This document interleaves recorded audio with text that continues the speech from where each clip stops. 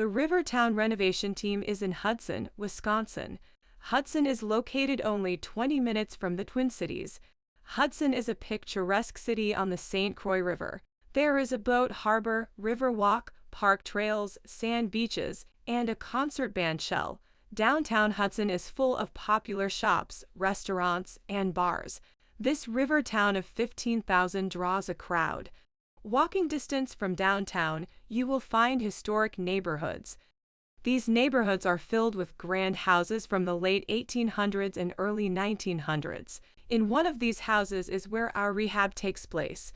We call this rehab the Hudson House Project.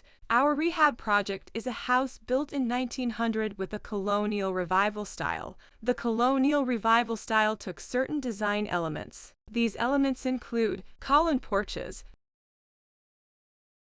large symmetric window design, gabled roofs, dormer windows,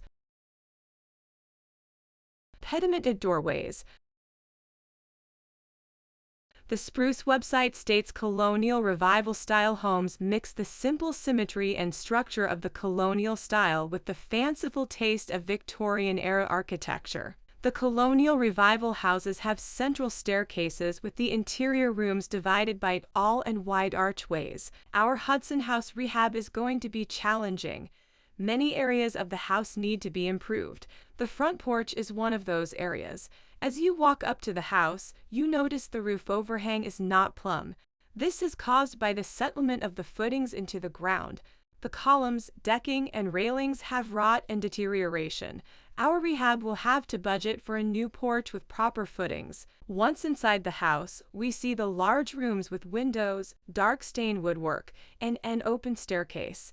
The original wood floor strips look beautiful.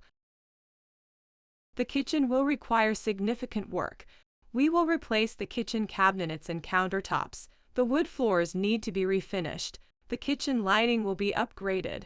All new appliances will be added, including a washer and dryer in the corner. In the basement, we will look at the electrical, plumbing, and HVAC. For the electrical, we see knob and tube wiring. This was the most common wiring method used in the United States between 1880 and 1940. We also see modern circuit breakers installed in the electrical panel. This also includes some raw mix wiring running to certain places. We will remove the knob and tube wiring and rewire the house to code.